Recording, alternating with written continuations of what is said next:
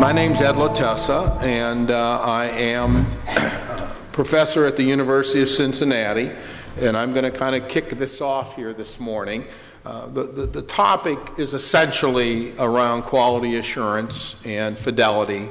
You know, how do we ensure that the programs that you've designed and implemented are being done effectively and efficiently in some cases. I've got a distinguished panel, and I'm going to allow them to introduce themselves individually. And each of them has brought to the session this morning some experience and knowledge around their efforts in their jurisdictions around this topic. I'm going to kick it off and basically talk about why this is so important of a topic. I'm not going to get into a lot of details about how you can do it. I'm going to leave that up to the panel. But what we thought was that each of us is going to do a short presentation, and then really we'd like to open it up for discussion and questions and try to get some dialogue going. So let me see if I can figure this out. So as I said, my topic or title is, why is it important to make sure reentry programs are delivered as designed? Right? As we put the panel together and had some discussions with the council, these were some of the what they call common perceptions out there about program fidelity and quality assurance that they hear from the sites that they've been working in, and it's some of my experiences as well. One is that it's really no more important than selecting and implementing the right curriculum and program. And I would have to say they're probably equally as important. We have, as you'll see, a lot of evidence that says that if you don't deliver programs and curriculums with fidelity, we can actually do harm. It's not just a question of not getting effective results. It's sometimes a question of actually making people worse. Second, of course, is the idea that it's complicated. It requires specialized staff and instrumentation. You're going to hear a lot this morning about how sites are actually doing quality assurance. Certainly, some large agencies have quality assurance staff and specialists, but I don't really think it's always about having a large apparatus to do it. It's really about making sure that what you're doing is being done well. And there are lots of ways you'll hear about how to do that with the staff that you have. Third, of course, it's difficult to do because of staff time and cost. Again, it's one of the probably, as important, as I said, as the curriculum you choose. And so, deciding not to have quality assurance is really not an option. And you have to build it into your model. Make sure it's part of your model. If you really want to be evidence-based, at the end, you're going to have to be data-driven. And a lot of that data is going to be part of your quality assurance. Fourth, that it's as simple as pulling case files and notes to check for completion. Unfortunately, it's not quite that easy. You should have case file audits. You should make sure your records are kept. But quality assurance and fidelity goes way beyond that. And finally, the idea that it's not really necessary because your staff have been trained. I've been doing this work for a long, long time. And when we first started to train people out there, and so we'd go out and they wanted trained on assessment or they wanted trained on a curriculum. You go out there and you spend a week with people. All right, and you bond with them. Everybody's happy. You sing Kumbaya at the end of the week, and you get your evaluations back. And what's everybody say? It's a great training, best I ever had.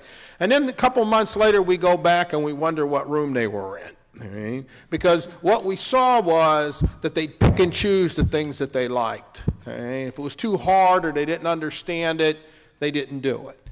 We don't do that anymore. Now, most of our training includes coaching. We actually will work with sites. We do it in a variety of ways. You're going to hear some of that from the panel about how they do it. But we found it's not enough to just train your staff. It's very similar to work you're doing with clients. It's not enough to tell them what to do or even give them a little bit of training. You've got to continue to coach them over time to make sure they understand what it is you're trying to teach them and, more importantly, how to apply it.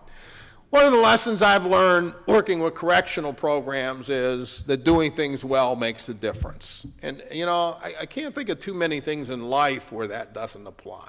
Right? I mean, if you're going to work on a relationship or you're going to, you know, you're going to clean your house or whatever it is, you have to do it well. And it's certainly true with reentry programs. So I want to talk a little bit about what we call the Fidelity principle.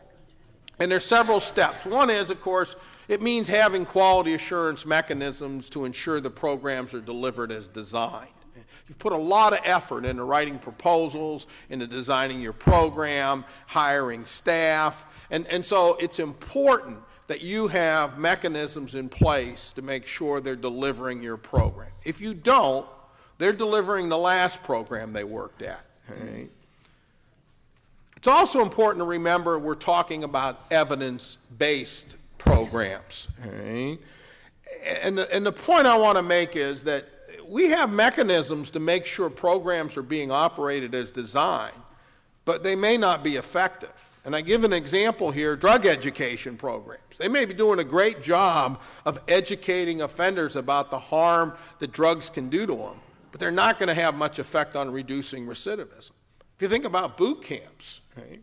I mean, most boot camps, and I've been to a dozen boot camps, they're well run.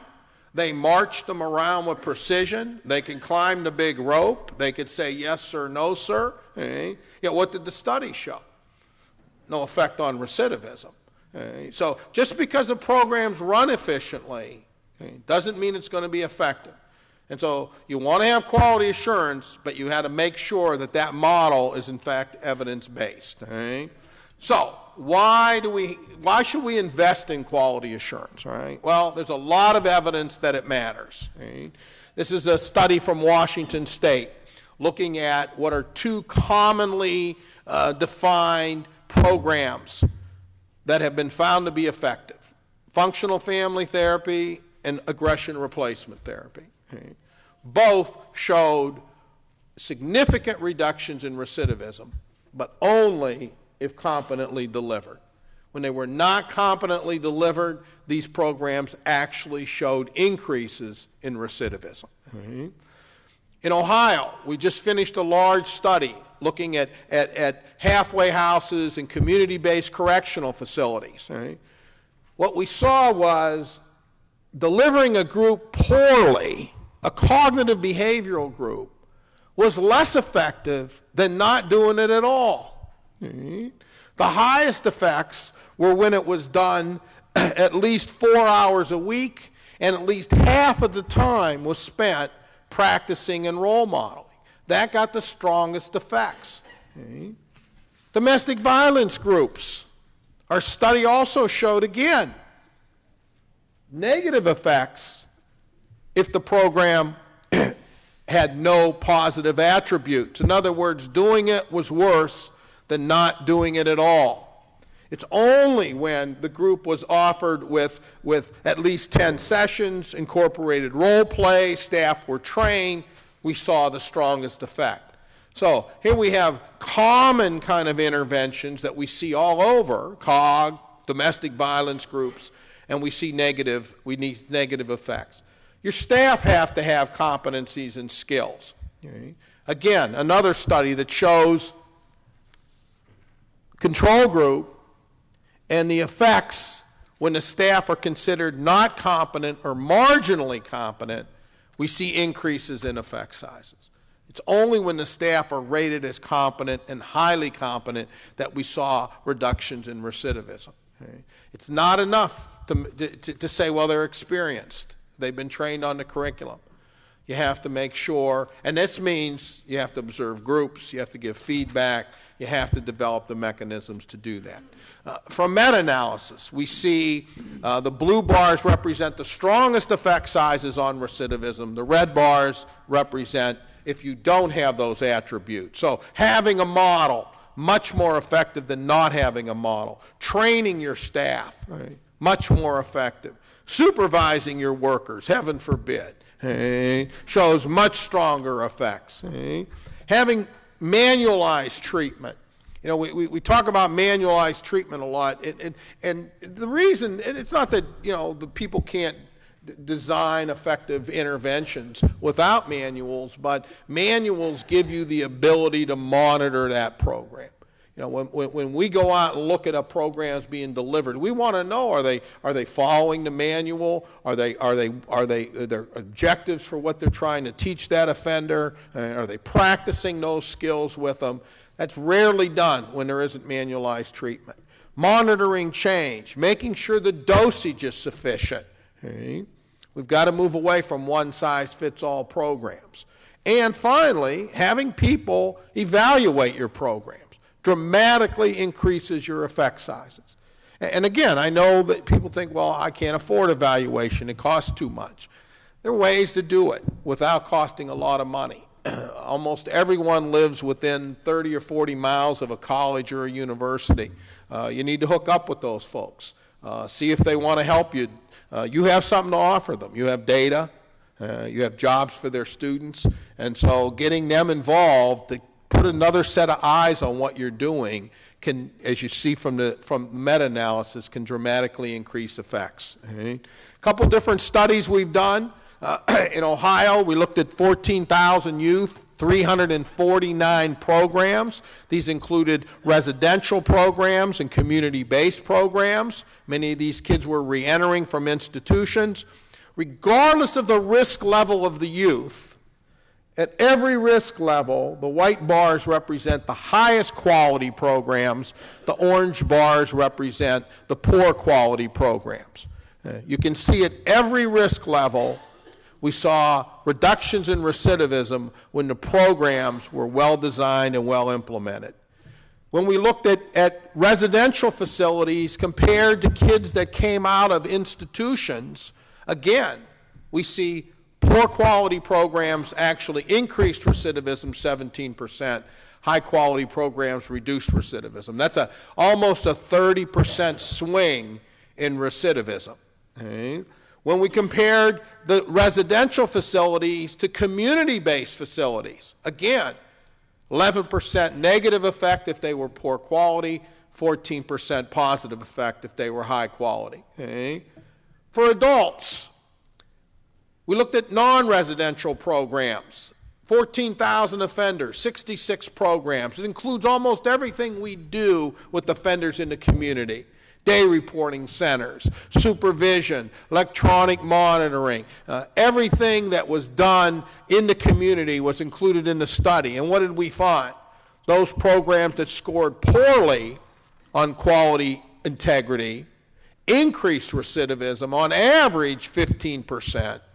The high quality programs reduced recidivism 16%. Again, 30% swing between high and low. In our study of residential programs, 13,000 offenders, 56 programs, halfway houses, community-based correctional facilities, substance abuse facilities. What did we find? Poor quality, 19% increases in recidivism when we compared them to the comparison cases. High quality programs, 22% reduction in recidivism on average. That's a 40% swing in recidivism. So we have clear evidence across a variety of settings, whether we're looking at programs as a whole or whether we're looking at specific groups, whether we're looking at residential or community-based, whether we're looking at adult or juvenile, that quality makes a difference. Now, we know that effective programs evaluate what they do. It includes quality assurance, both internal and external. I'm going to talk a little bit about that in a second. It means assessing offenders and meeting their target behaviors. How do you know if someone learned anything unless you have a mechanism to reevaluate them or reassess them? And I'm not talking about, writing in some report, he's doing better. Okay? I mean objective measures. Okay? Your goal is to reduce substance use? Yeah, if we do drug tests, we can look at whether or not those are going down. You're targeting mental health, mental illness. We can look at hospitalization stays. You know, are they going down? Are they making better adjustments? There's all kinds of tools to do this kind of thing. Okay? And you think about it, it's not a complicated concept. Okay? I always tell people, if you had a child, let's say your child was, you know, in the 5th grade, and you noticed that they weren't reading well. They were stumbling over every word. Okay? What's the first thing you'd do? You'd grab them by the scruff of the neck. No, that's a boot camp model. You wouldn't do that. First thing you'd probably do is go get them tested. You'd go get them evaluated. Using what? A standardized assessment of reading level. And you'd also attest them for things like learning disabilities. Right? So let's say the report came back and said, your child had no learning disabilities, but they were reading at the 3rd grade level. Well, you know some things now. You know that your child is underperforming. They're not reading where they should. So what would you do then? Well, you'd probably get them some help. You'd get some reading specialists. You'd work with them, right? 6 months later, how would you know if their reading improved? Well, you could ask them, okay? Or you could reassess them using what? An objective, standardized reading assessment. And if that assessment tool came back and said they're now reading at the 5th grade level, you know some things. You know that the intervention worked. You know where they should be, right? And you move forward. But we often put people in programs, we measure completion by time, and then we stamp graduated on their forehead. Okay? We've got to do a better job. And again, this doesn't have to be complicated. There are ways to do this. Effective programs track offender outcomes. And as I said before, they have evaluators working with the program. So I want to just real quickly mention the difference between the way I see internal quality assurance and external quality assurance. Internal is really what you do, the processes that you design to ensure that assessments, services, interventions are being delivered as designed. Okay? So you've built your program, you've put it together. How do you make sure this is what's actually being delivered? That's an internal process. External really has 2 parts. It includes having outside people review your programs, okay? As well as processes to ensure that the places you're sending your clients are providing effective services. Now, I always tell probation departments, they send clients to programs all the time. They don't have a clue what they're doing. Okay? They have no idea if what they're delivering is an effective model. They don't know if the dosage is sufficient, if they're putting the right offenders in the program. Okay? So we've got to do a better job of not just monitoring what we do, but many of you in reentry, right, it's a coalition. You've got people doing this and people doing that, and you send folks here and there. You've got to make sure you know what they're doing. Make sure it's being done well. And let me say this, when we don't deliver effective treatment, when we allow poorly designed and poorly implemented programs to exist, we undermine support for treatment. Okay? Because what do we hear from judges? What do we hear from others? I tried that program, it doesn't work. Okay? And so it really affects all of us when we allow or have programs to operate that are not done well. I don't care what model you use. I don't care what approach. If a program isn't done with fidelity, like they say in Jersey, forget about it. Okay? These are some of the things you can do. Again, my colleagues up here are going to talk more about their experiences and get into more detail about it, but obviously you monitor, you audit files, observations. Okay? We recommend, for example, that groups be observed at least once a cycle and that feedback be given to staff about how well they're doing it. Coaching and peer review. Right? Identifying senior staff, people that are good at what they do and having them coach others. Videotape groups. We actually audio tape groups in some of the trainings we do now. Asking clients about satisfaction. Doing exit interviews. This is a very cheap kind of way to get some data. You know? Years ago I was involved with a program for kids. And we wanted a family component.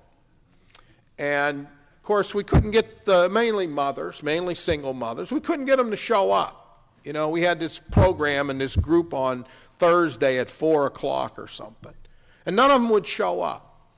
And so the case managers were kind of getting beat up. You know, how come you can't get these mothers there? How come you can't, you know, get this family piece going?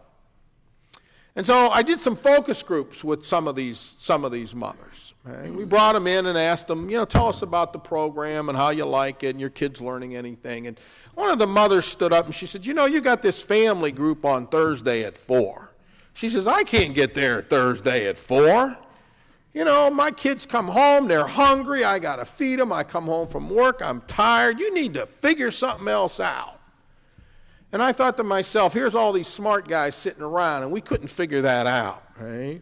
And so what we did was we started changing the time. We had different times. We did a Saturday morning group. We did evening group. We started, you know, we didn't go to the house to see them. Now, the case managers didn't like that. They didn't like working on Saturday, but there was a lot of turnover. We just lied to the new ones and said we always did that.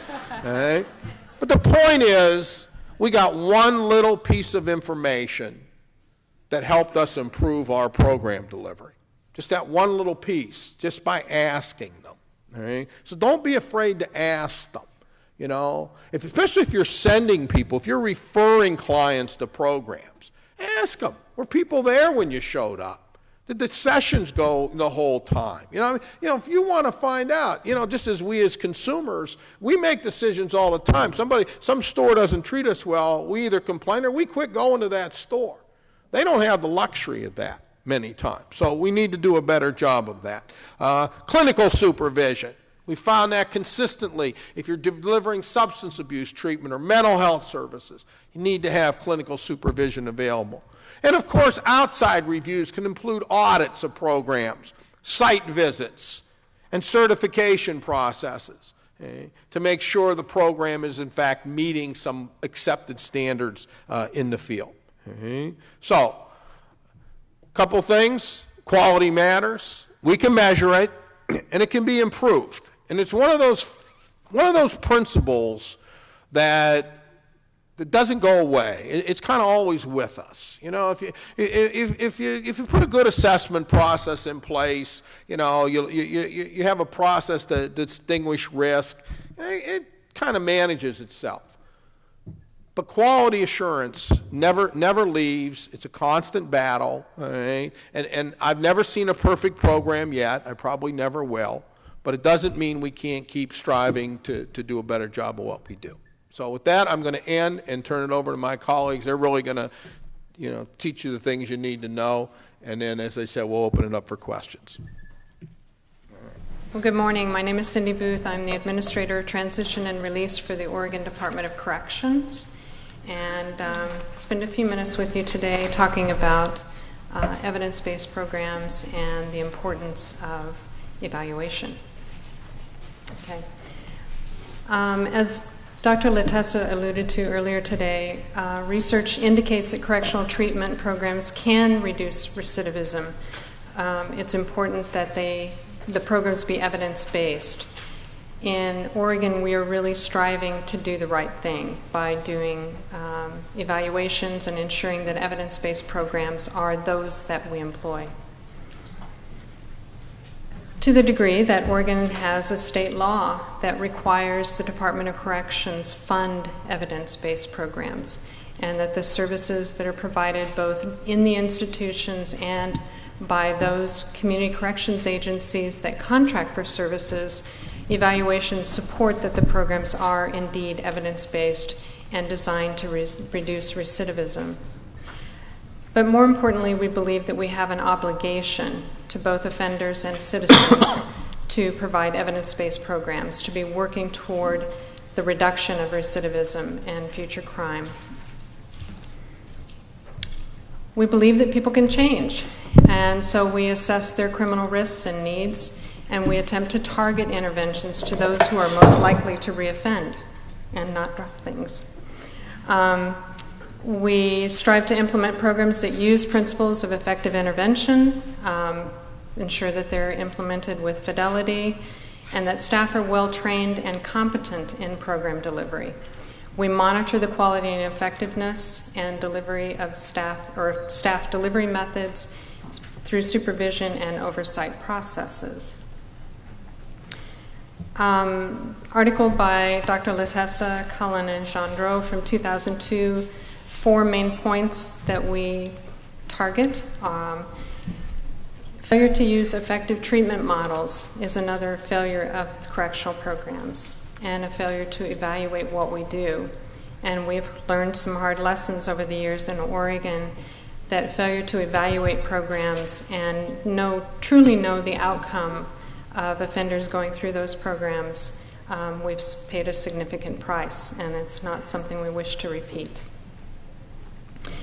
We use risk assessment instruments, including the LSCMI, ACRES, which is an automated criminal risk score, for persons who come into the department at intake. Their criminal risk score is automatically evaluated based on their criminal background. We use other tools, including Static 99, Stable, Adhere, and in Oregon we have a case management system that determines the level of supervision in the community.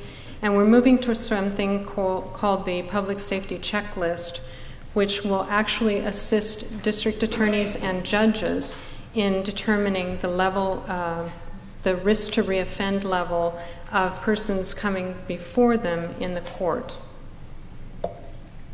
We use need assessments, which also include the LSCMI, the acute, and the Texas Christian University tool to screen level of substance abuse treatment need. It's especially important for our use in the corrections setting because our ability to provide services to all inmates who require A&D treatment while they're incarcerated is limited. So we really want to focus those finite resources on those inmates who truly have a treatment need during the correctional incarceration phase. For those who do not rise to that level, we work very consistently with community corrections to ensure that the person is ready to participate in community-based alcohol and drug treatment. Responsivity instruments that we use include the Eureka in particular and some learning style inventories. The importance of risk, need, and responsivity and adhering to these principles, again, important to use the risk assessment instruments to identify the risks and to treat only those offenders that are moderate or high risk to reoffend. We strive to adhere to the need principle, targeting interventions to the criminogenic needs, advocating for services that will actually meet those needs during the incarceration phase, or to support those services that are given to the offenders once they release from prison. We work very hard in program evaluations to ensure that offenders are not receiving the same services. If they're a low-risk offender and they're receiving a service, one of the questions is why? Have they been assessed through a different assessment instrument and found that their level, their risk to reoffend is actually higher? Or is there something that is motivating the need for that offender to be in treatment? We use cognitive behavioral techniques. We contract with programs that use those techniques as well. And we're dedicated to matching the treatment to the offender's learning style, their abilities, and we ensure that social learning theory approaches are used. This one, fidelity to the treatment model, is probably the most difficult for staff and providers because there is a strong desire to make changes to a treatment model once they've begun implementation of the treatment model, especially in the correctional setting. So we work very carefully with programs to ensure that their staff are trained competently in delivery of the program and that they are staying true to the fidelity of the model, not changing the curriculum, writing in things that they believe work better with that population, shortening the duration, or increasing the class size, which is particularly problematic in the corrections setting because it's hard for folks to say no to a person who they believe needs that treatment. We evaluate quality and effectiveness of outcomes and the fidelity to the evidence-based program through both the internal and external processes that Dr. Latessa spoke to earlier. And so these internal quality assurance processes include evaluations, regular evaluations by staff who have been trained in evidence-based practices, external program evaluations including peer reviews and program evaluations using the corrections program checklist, and we partner with county community corrections agencies as well as other state agencies to help us evaluate programs both in the institutions and in the community in that way. We have monitoring and feedback groups with our A&D and cognitive treatment programs within the facilities. And we provide targeted consultation and technical assistance, especially to providers in the rural areas where their ability to connect with their peers and colleagues providing services in other parts of the state is often very limited, both by distance and the type of services that are available. Client satisfaction surveys, again, part of the the corrections program checklist process, but also something that we look to with our partner agencies. We have a client satisfaction survey that we use with our parole and probation officers to get a better understanding of how they perceive the corrections environment as serving the offenders that they are now supervising in the community. And we have several data reflection processes in place. One is a community-based stoplight process. It's a bit like the dashboard concept where you can get an idea of how well the Community Corrections Agency is providing services down to the individual inmate or offender level based on a red, yellow, or green stoplight model. We conduct case reviews. Sometimes we find these very painful in what we learn from those case reviews, looking beyond whether or not they've actually completed a case management plan, how well that plan has been structured, and was the offender or the inmate actually involved in the development of such, or was it something that the case manager completed because they knew that a review was coming up? Mm-hmm. Contract compliance and monitoring is also one of the responsibilities that our office carries. It includes contracts for services to inmates or offenders who are in a specific category of services, particularly those who have A&D treatment needs because the legislature had funded a pot of money for that unique need. We have tracking, measuring, and regular reporting on issues, including recidivism rates, percentage of those completing a transition class prior to release, etc. We are working to employ continuous quality improvement process. Again, it's a prospective process and that holds quality as a central priority. And it emphasizes a systematic use of data, and our department is very, we're struggling in many ways to use data to drive decisions. Part of that is because our data system is not where it needs to be, and we're about 10 years behind in terms of our IT structure to support data-driven decisions. But we're moving in that direction, and the continuous quality improvement processes we're putting in place are moving us in that direction. Part of the reason is to facilitate the agency's mission and ensure appropriateness of services and to foster a culture of learning.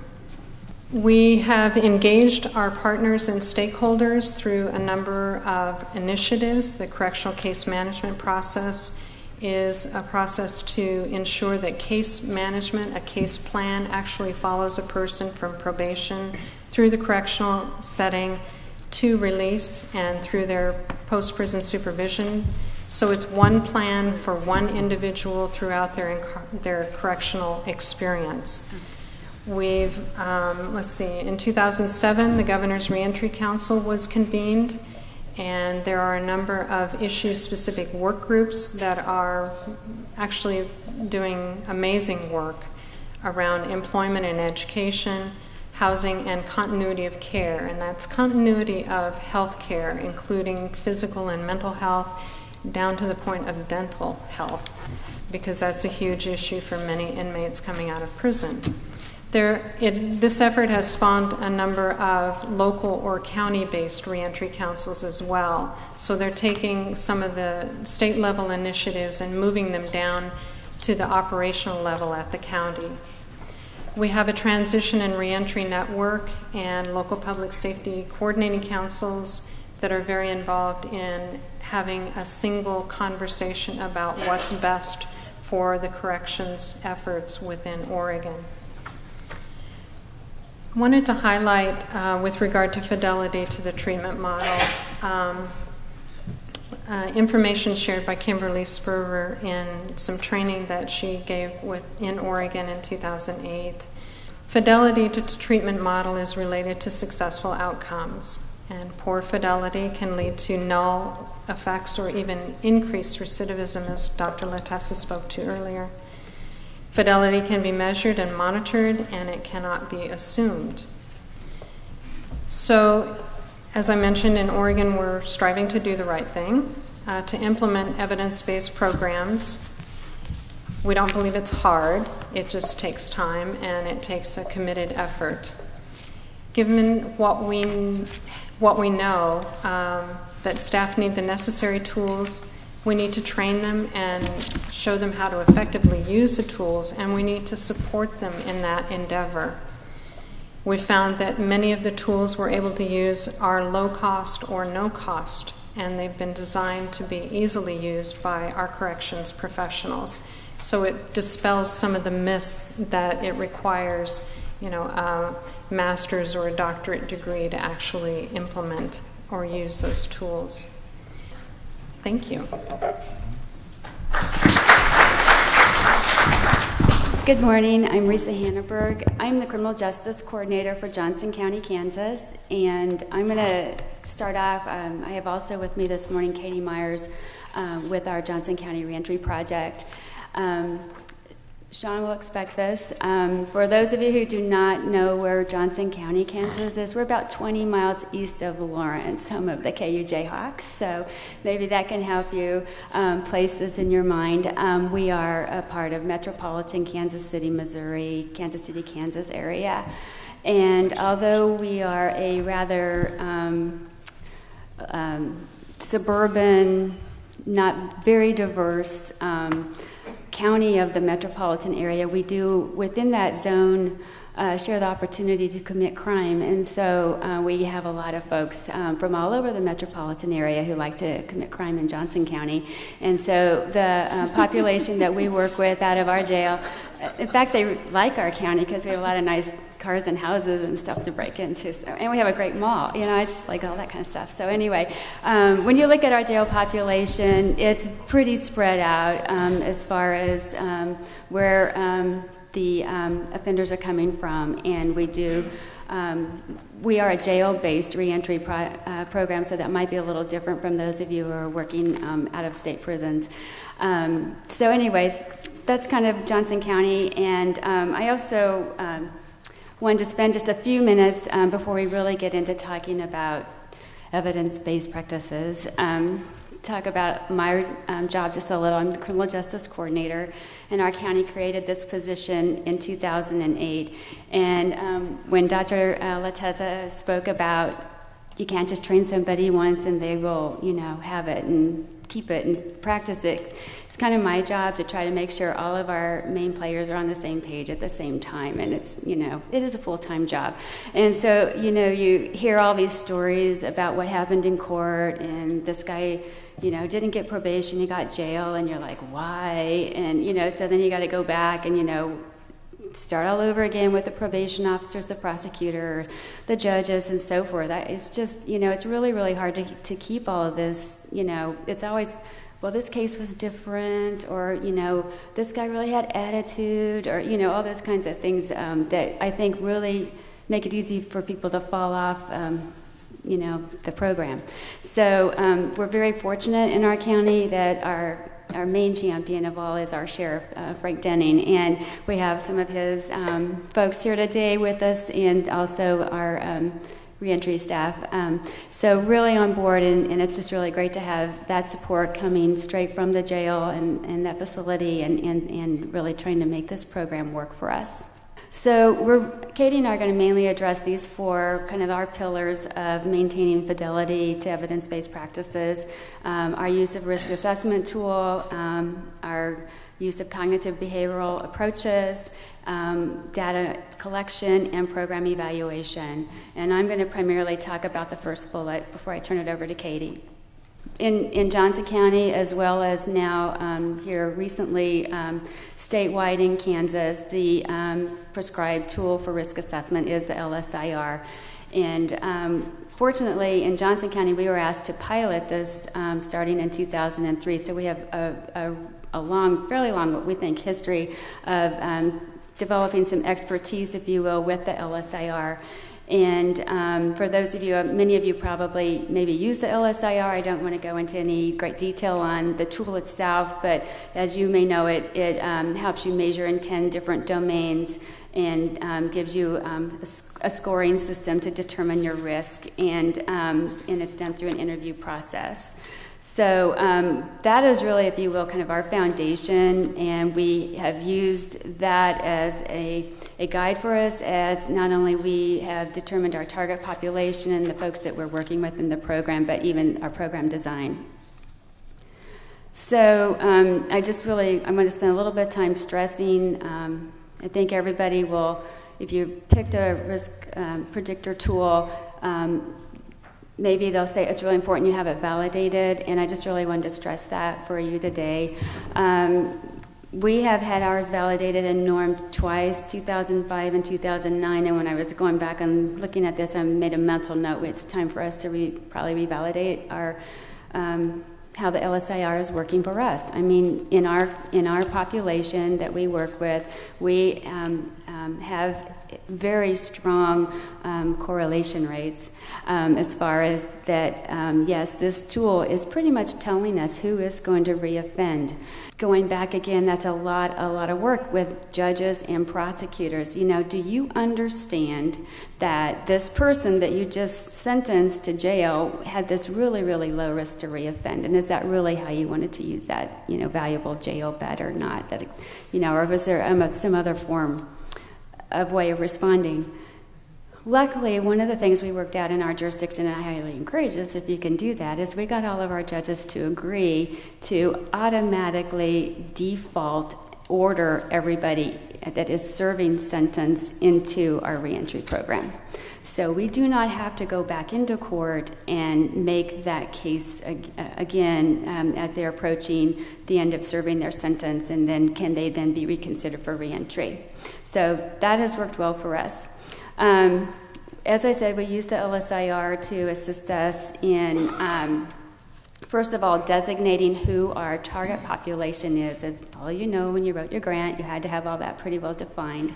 And, I just wanted to spend a little bit of time talking about a couple things and how we're using the LSI-R with our actual target population. As I kind of describe where we're at and who we're working with, I'm sure the grant readers were probably going, well, this target population doesn't look exactly, really that moderate to high risk. But as our population has been normed, our range of, if you will, kind of moderate to the lower end of high risk is actually, we work with 15 to 35, and some of you are probably thinking we'd never even touch a 15 if you're familiar with the LSI-R. But for us, that is where we're at. We see that the average score of all of those who are on community supervision is right around that 15 mark. The average score for those in our reentry project is closer to 27, 28. So we really are, for us, working with what we feel is our target population. The other thing that we have in place in Johnson County is an admissions panel for our reentry program. And so this is a way of getting those key stakeholders to continue to be involved and have ownership with the program and who's actually getting in. So we do a little staffing every time we're getting ready to accept somebody into the program. And literally, you know, they're the deciders. They're the final deciders as to whether or not somebody gets in. And just a brief couple stories to let you know, well, is that a good idea? Does it work or not? Well, for me, it's a good idea because, again, it keeps people on the same page, and I think it's really bought us a lot of trust in the program. But in those early days, it was kind of rocky, and it was much easier to say no to letting some of these kind of like higher risk folks into reentry. We now have turned the program around to the point where the assistant district attorney who serves on the reentry admissions panel, I think, is one of our biggest cheerleaders. And, he is always saying things like, well, I remember this guy when he was in court and, that kind of stuff. But he's going to get out anyway. And I would rather he get into the reentry program where he's going to, be moved into service and also have that follow-up time period where we're following them into the community. So those are just, I think, some things that are maybe somewhat characteristic of what we're doing in Johnson County. And that group can talk the LSI-R language, the risk language, and it's really, for me, rewarding to see that when we get those kinds of folks, our stakeholders being able to speak this language, and then that spreads and bleeds through your staff and through your community and so forth, is trying to raise that we are all practicing on the same page. One of the things we're very fortunate to have in Johnson County is a very robust data management system, and so we're all housed in one integrated data system. So the time someone's booked in to the very final, done, completed, reentry, whatever, however far they came into the system, is all in there. And so we can sit down with our folks in our data department, it's called the GEM system, and say, pull from this field, this field, this field, we want to track, and you name it, you set it up, and we can probably pull the data and create a little cohort and track them on into time and so forth. So that has been very helpful, and although we're so fortunate to have that, I think it's really important to not get overwhelmed with, I got to track all this data, because in all honesty, what they do for us is they dump it into an Excel spreadsheet. And, if you guys can do Excel and track things, you can do this. You just got to, pick your data points and what it is you want to follow. One of the things in using the LSI-R is to go through these bullets, I said that it's really kind of our cornerstone as far as how we are designing the actual implementation of how we're working with the inmates that are assigned to reentry. First of all, when we look at those scores on those specific domains, we're concentrating on those that are pointed to the criminogenic factors, and then devising the case plans that address those criminogenic needs. Katie's going to talk more specifically about how we're matching up hours of dosage, then also based on that risk needs score. And then also, one thing we've done, those of you, if you wrote the grant again this year, I think they said it in there numerous times that you must establish a baseline recidivism rate. And although we'd kind of played around with this a little bit last year, we worked a little harder for it this time. We are very fortunate to have one of Dr. Latessa's students, graduates, here working with us in Johnson County at the University of Missouri, Kansas City, Dr. Alex Holsinger. So he is honestly an email away from me at almost all times as far as questions, advice, and so forth.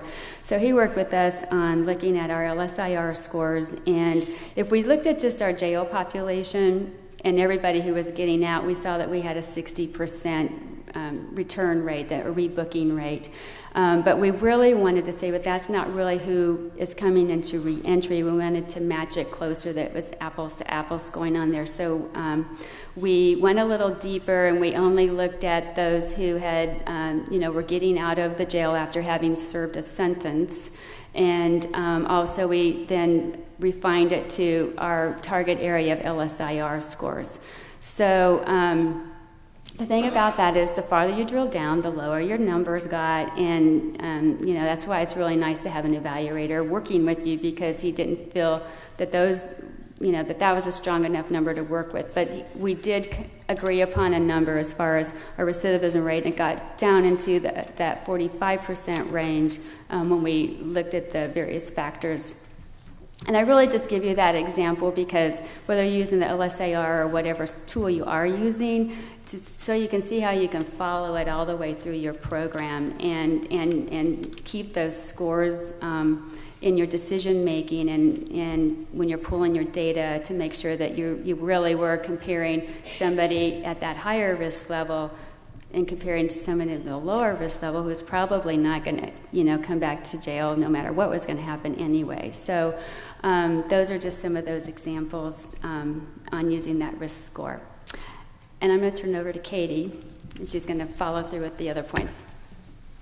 We've talked a lot about the fidelity and the, are we doing this correctly? And everybody sitting in this room is in the same boat. The one thing I kind of would like to touch on is how we do it, how it's working for us right now. A lot of times I do a lot of training throughout the state, and I used to be with Kansas Department of Corrections as a trainer as well. And as you can attest, I'm sure with many of your staff or even within yourself, change is hard. It's hard to be told to do something and not know really how to do it, right? We've all heard evidence-based practices. It works, it works, it works. But then when you get back to the office, you think to yourself, well, how? How do I implement? How do I do it? How much time is this going to take? How much training is this going to take? I don't have the resources and I don't have the time, and it gets lost somewhere in translation. And what I tell a lot of folks is, I have a 5-year-old, God love him, wants to learn to tie his shoes badly, okay? Every morning, I try to pick out the flip-flops or the Velcro shoes. He's not having it because he wants to learn how to tie those shoes, by gosh. So when I teach him how to tie it, I've done it for several years, he looks at me and says, could you go back to the first part? And I really had to slow down and think about what that first part was. Exactly. Put the shoe on. Grab the first shoelace. So again, I realized I had to slow myself down. But during the process, what I kept doing was looking at the clock going, oh my gosh, I'm going to be late for work. This is taking too much time. Go get those flip-flops on before mommy's head starts to spin. So, the long story, short story, long story is he learned to tie his shoe. And what that does for me is it expedites my morning. Because guess what? I can say to him now, go get your shoes on. We need to leave. And I'm not spending that time trying to teach him how to tie the shoe. So yes, do some of these things take time, and do we have to train some of our staff to get it to where they're doing it every day? Absolutely. But I remind myself that it starts from way, way, way back then. And so let's just kind of keep that in mind when we talk about these things, because I think at first it seems kind of overwhelming when we look at some of the things that different programs are doing and how do we get there. Real quickly, like Risa mentioned, the LSI-R is the assessment that we use to identify what needs our offenders need. I say needs over risks because it's pretty simple to talk to you about the risks of the offenders that we have, but being able to take a very good look at the needs and make sure that we drive our case planning towards what their needs are. The other thing is, the other direction we're going with, and I'll speak more about this later, is in the LSI-R, it outlines 3 high-risk areas, oftentimes. And back in the day when we first learned how to do the LSI, when I was working in the parole office, we just identified those top 3 high-risk domains. And one of them was always leisure and recreation. Well, the more I learned about it, and then when I became an LSI-R certified instructor, I said, I would score high risk on leisure and rec. I'm pretty sure I would. Because here's the thing. I go to work and I come home and do kids stuff. And the first question on the assessment is, what do you do in your outside organizations? What do you do in your free time? And I'm like, free time? Who has free time? I'm teaching them to tie a shoe, remember? Because that's supposed to help me in the morning. So, you know, we have now learned through a program that we're using, which is EPICS, and again, I'll speak to that a little bit more. Again, I'm not promoting any of these. This is just what we are currently using. And to ensure the fidelity on a whole level, that is what the state has started. And so on a local level, we now have implemented what our state is doing. But EPICS tells us, let's not focus so much on the leisure and rec. And I'm thinking, phew, because I should be on supervision probably. Focus more on the bigger picture. Taking a step back and looking at the bigger picture. We all know it's probably the company they keep. We know that a lot of it is their attitudes and their personality type. And being able to focus more on that as a criminogenic need. And it makes me feel good that you nod your head, because you know I'm very intimidated standing right next to the godfather of evidence-based practices. So I'm looking at the corner of my eye, and as soon as I see him go like this, you guys need to give me a sign of some sort. So first, we do cognitive behavioral intervention. We do this both individually as well as in group. And when I say cognitive intervention, I say that the contractors and the programs that we work within, like it was mentioned earlier, I ensure part of that they're doing that. I go and drop in randomly, say with our substance abuse providers.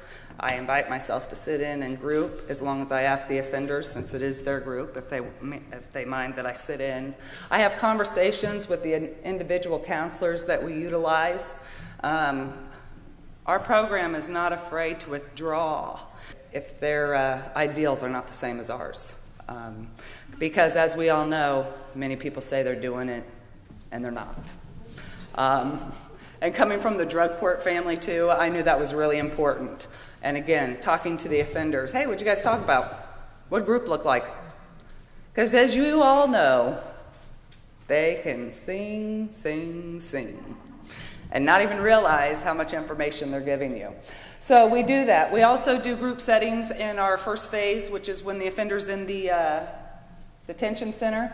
And we do a lot of this through their interactive journaling through the Change Company, a series of workbooks that we go through.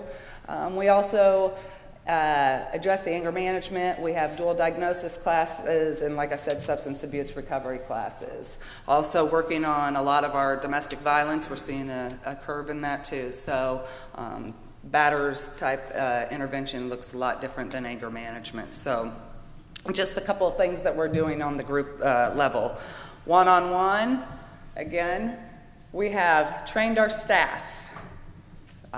Like I mentioned earlier, we use the program EPICS, which stands for Effective Practices in Corrections, in a correctional setting. We utilize that, and here's just a few of their high points that they touch on. And one of that being effective use of reinforcement, talking about both positive and negative reinforcements and how that looks. Also, effective use of disapproval, your use of authority, role clarification, those kind of things. We have a lot of seasoned staff, and so part of that, and I remember when I used to train more frequently with the state, was you've got these seasoned officers and they're thinking, why am I going through basic training all over again? And the idea is, again, to keep the fidelity in your program so that everybody is trained and on the same page. And so yeah, there's some kicking and screaming, but there's a method to that madness on why we do that.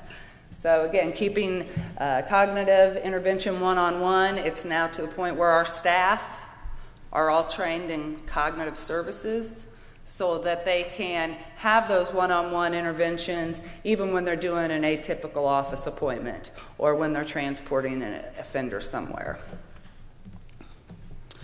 Again, when we do our cognitive work, this is taken from EPICS, but we do various forms of worksheets. We use what we call our behavioral analysis worksheet and our race worksheet, as well as other, like I mentioned, the journaling through Change Company. We do those booklets, problem-solving worksheet. The thing is being able to identify what their responsivity is. We talk so much about responsivity.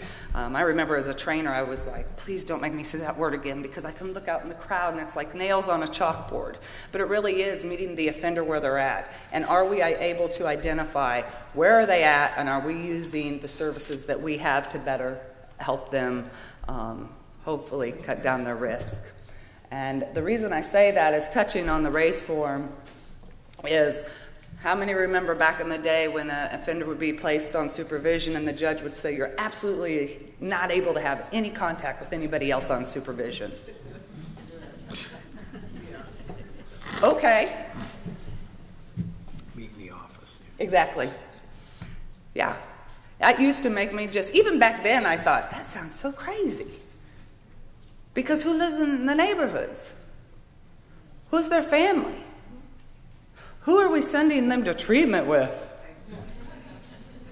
Halfway houses, resident, you get it. So I just thought, well, boy, could we just say, hey, let's just get the revocation papers started right now, because there's no way you're going to make it. But here's the thing, the RACE form, and the reason I bring this up is recognize when you get yourself in a situation. If you can, avoid it. If you can't, here are some steps, and we're going to work through that. We do that as pro-social people anyways. If I get in this situation, we start having that game plan, right? Okay. It is no different than the offenders. But for me to stand up here and tell an offender, oh, don't you have contact with them? What do you mean they gave you a ride? I mean, it's your brother. Exactly. Your uncle, your brother, well, don't go to Thanksgiving. So the RACE form really helps them identify what's going on up here and able to put it on paper so that you can recognize these situations. Avoid them if you can. If you cannot, let's come up with a game plan on how this is going to look. Here's an example of the problem-solving worksheet that we do. Again, it is so basic for us as pro-social. But you think about a heavy decision in your life and you automatically think of the pros and the cons, right? We do that because we cognitively are there. What I love is when offenders, I said, what the hell were you thinking? I wasn't. Yeah, you were. Take a snapshot in time. Let's take a picture. Okay? Because it happens so fast. And it reminds me of when my 5-year-old said, can you tell me how you got to do that tie and shoe thing? What'd you do first again? Because it happens that quickly, okay? And so this is just another example of the form that we use. They're going to identify what their problem is, and they're going to look at all their options. And I always say brainstorm, okay? If one of the options is going and doing a drive-by or going and slinging dope or whatever it is you're doing, write it on there. This isn't mine. This is yours. And so being able to allow them that opportunity where no judgment, being objective, and you're helping them work through this on a real matter. Again, our justice information is the computer program that Risa spoke to. It's a godsend, I must say, coming from various counties and state. This is unlike anything I've ever seen. It does total up our COG hours. We write it, we type in, I'll type in an entry, and they'll ask how many, was it cognitive related, how many hours of homework, because I'm also a big believer, as we all know, with homework and such for our offenders. Doing the log notes, it tracks, it helps, so because we're all in the same shoe when it comes to having those stats ready, right, for the grant. Everybody wants to see the numbers, so that does help us. And it also allows us to identify whether we refer our services out or whether it's something we can do in-house. So that's just kind of a logistical matter that we use for our computer system. Here's an example. Like I said, we're able to set out the goals. And for this particular one, the goal would be on their attitude and orientation from our LSI-R. So it's able to identify what our goal is, and then we apply the note that falls under that domain or that goal. And then it identifies, as you can see, the total COG hours is circled on the far right, has 103.5 hours. As the cognitive specialist, that helps me peruse through offenders to see where we're at. Do we need to amp up our COG services? And or maybe it's they just, sometimes case managers have forgotten, or I have forgotten to put some, an entry in. So let's make sure that we're on track to keep in line with our evidence base. That's what our note would look like. Again, staff training to support, I mentioned this earlier, everybody needs to be on the same page. We really focus on the stages of change and motivational interviewing. Why? Because we know that evidence base tells us this is the direction we need to head and how we are working with offenders and getting away from the cookie cutter approach. We all know that. And again, like I said, we practice ethics, but definitely not promoting it, but that's just another tool that we use, and everybody is trained across the board. Through ethics, we also do a lot of coaching. So myself, my supervisor, we coach, we do peer coaching, we do a lot of role modeling, and modeling and role playing. We say that a lot for offenders, right? We're told in these new trainings, oh, you need to do role playing, role playing, role playing. Well, why are we not doing it within ourselves as staff? So it's not uncommon, or modeling. So it's not uncommon for a case manager to say, hey, Katie, would you mind having this stressful conversation with this offender because I don't know how to say it and I don't want to mess it up because it's kind of important. Okay. Because what am I doing? Modeling. And that's what we're supposed to be doing with the offenders as well. So there's just different aspects in coaching. Again, like I've heard people say, oh, it takes too much time. We mentioned earlier, you can pull your case files and you can do all of that because you should be doing that just on general purposes. Go in and sit in on an office visit. Give feedback immediately to your staff. Because if you don't know, you can't fix it. Don't tell them, hey, good job. Good job what? Anchor it. Get specific. So again, like I said, here's what we do inside, which Dr. Latessa talked about internal and external. So we do our coaching sessions, we do our modeling and our role playing. We do monitor the data, especially our COG hours, obviously our internal file reviews. We do what we call inter-rater reliability. I go in and sit on different officers doing their LSI-Rs. We come up within 2 points of the assessment. We want to stay within our 2-point conversions. Or I've had officers say, hey, can I watch you do an LSI-R? Because again, it's just keeping that continuity, keeping everybody on the same page. We mentioned Dr. Holsinger out of UMKC. He's one of our externals. He helps assess the program, and like Larissa said, he's a phone call or email away. I've had many a Panera coffees with the man. So it's very helpful that we have that option available to us. And real quickly, before we start our program, we give each offender a PICS assessment, which stands for the Psychological Inventory of Criminal Thinking Styles. And the offender completes it, and I send it to Dr. Holsinger because he is certified to score it for us. And then he gives me the results back, shows me some target areas, some areas that's going on. And then when the offender completes our program, we have another PICS completed, and they go and we send that off to Dr. Holsinger. So again, like I said, we certainly have not arrived. We've only been doing this for a short while, so it will be interesting to see. I'm excited to see what the numbers look like on the pre-PICS versus the post-PICS. Again, if you need anything to get a hold of Risa or I, or have any questions after today, and I know we're getting ready to have some questions right now, please feel free to contact us. And thank you very much, and we'll open it up for questions.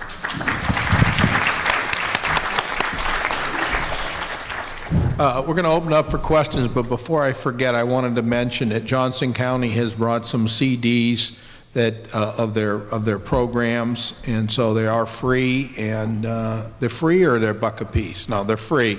So please get one before you leave. Yes, question. Is this presentation on that? No. No. No. What you got on there? I don't even know. I believe they've taped the presentation, so I assume they're going to make that available, but they really didn't tell me. So. The question really goes to evidence-based practices, and I realize that's what we're talking about. I never thought much about criteria or definition until a recent second chance grant came out requiring that people eligible for the program must return to the community from which they originated, which in my understanding contravenes everything I know about good reentry. One, it has a negative effect on the youth in that community. It is the wrong place to put people. You don't want to put them in that same setting necessarily. So I thought I understood evidence-based practice until that happened. Is there somewhere, or is there a definition, connotation, criteria relative to evidence-based practice? Is it defined, or is it? Can we take that off? You see? I'm not sure there's a uniform definition. It certainly means that, in the broadest sense, that you're using practices and interventions that have demonstrated effects through empirical research. People need to know there are different forms of evidence. There's anecdotal evidence, which is kind of the lowest form, and then there's empirical evidence. I think it's more important to understand there's different ways people go about kind of implementing evidence-based practices. One is to, use tools and to use curriculums that have, been out and been found to be effective, and to try to replicate what those programs have done. The other way, and the way I think we've heard Oregon and Kansas do it, is to really follow some set principles. What are known as the principles of effective intervention. So you target higher risk people, you make sure you're focusing on their criminogenic needs, you deliver services in a behavioral way, and you do it with fidelity. I think the whole issue of neighborhood, though, is a tough one. As a rule, it's not. It is correlated with risk, but it's not a major risk factor. In other words, many people live in bad neighborhoods and don't get in trouble. And the other problem with neighborhood is it's hard to change it. Most people are going to go back to their families. They're going to go back to where they're from. So that's not uncommon. And many offenders, certainly people coming out of prison, they don't have the resources to go somewhere else. So the question is, are we teaching them the skills they need to be able to deal with that environment? That means dealing with the people that they've gotten in trouble with before, making sure that they're doing the right thing and staying out of places that they shouldn't be with. So I understand that it does increase people's risk when they go into a tough neighborhood or a high crime neighborhood, but I don't think that's an easy one that we're going to change. We have to work on that individual and teach them what they need to know rather than think we can just put them somewhere else. And I disagree with that, but it prohibited the opportunity of somebody in or circumstance or situation not to go back to that area. It prohibited that, which seemed rather free. Yeah, and I don't know where that rule would come from. I have seen offenders, I have known offenders that when they come out, they do go to some other area or neighborhood because they don't want to be around their associates, and they try to isolate themselves. The problem is most people aren't social isolates, we're social animals. And so because they haven't replaced those antisocial friends with new ones, they invariably end up going back and getting into trouble again. So again, go back to the need to teach them the skills that they need. But if someone has the opportunity to make a new life for themselves somewhere else, I'm not sure why that would be discouraged either. That may be a federal rule, and Lord knows why they put that in place. Yes, sir. Two-part question. First part, someone was talking about a case plan that will follow them through their whole time in the program. How often should that case plan be updated? And then I heard someone else say something about looking more, I thought I heard him say looking more at the needs than the risk. And when you talk about the criminogenics of it, is the criminogenics more of the risk or more of the needs? Well, who's got the case plan? Is that you, Cindy? Okay, so I spoke about in Oregon our recent move to a case plan that is driven off of the criminogenic assessment. So it's an assessment of both risk and need, and it's designed to move with the person throughout their correctional stay, whether it's on probation exclusively and they have a case plan developed and they are successful and they don't come to prison. If they come to prison, we take the case plan that was begun when they were under supervision in the community and build on that during the incarceration phase, and then out to post-prison supervision. So it's one story, if you will, of that person's involvement in the correctional system.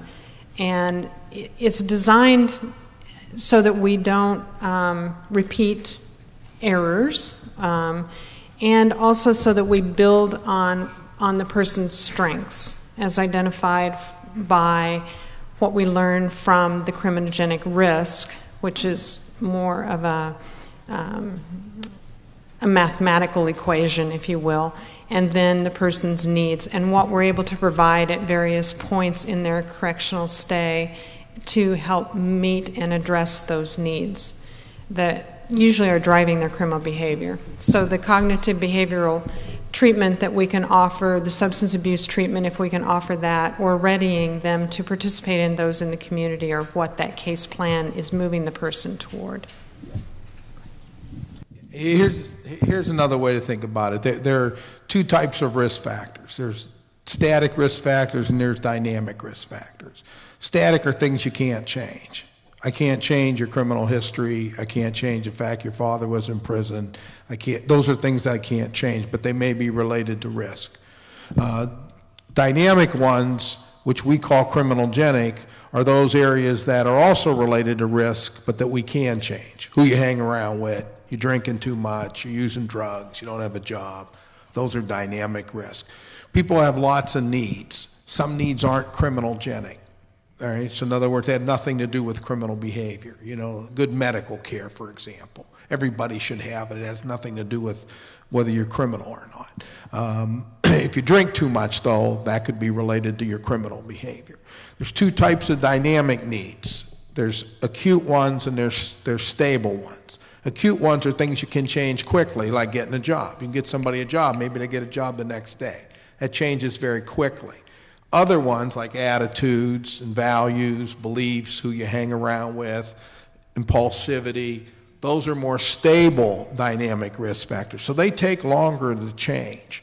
So you know, I guess the question about a case plan is it should be updated fairly regularly.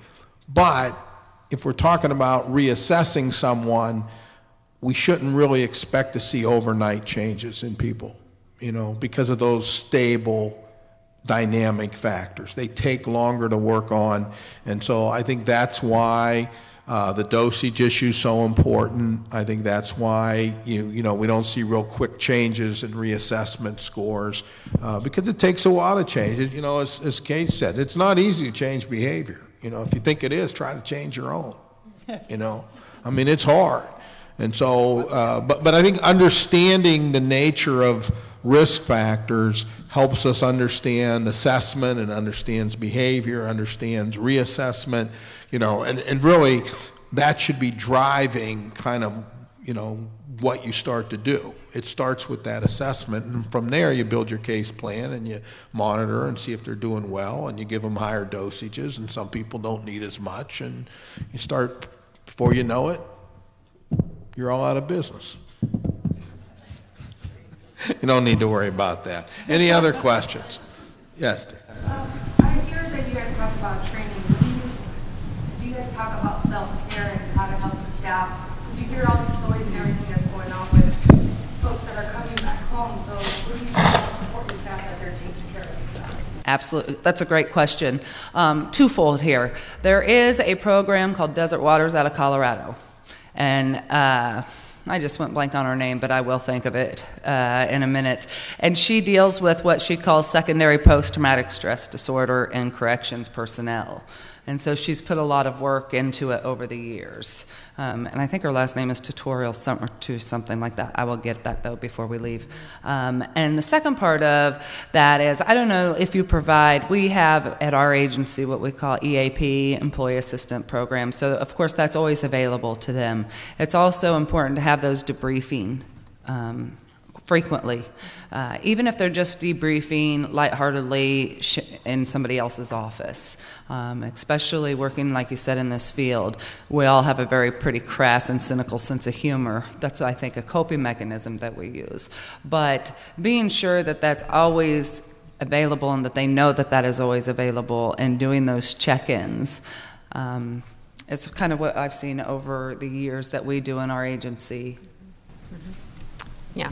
Same with us. We are exploring Desert Waters or a similar program. We also have correctional officers. We have EAP, but we have a corrections officer specific program. And we've had a couple of issues in Oregon recently where correctional officers were killed either in the line of duty or on their way to work, and so we've had some traumatic issues, and it's really given us an opportunity to look further into the things that we can do to help support not only the individuals who are doing the work, but the families that are left behind. All right, so thanks for coming, and thank the panel. Thank you. And I will be out there if anybody needs any questions. Reese and I will be out there.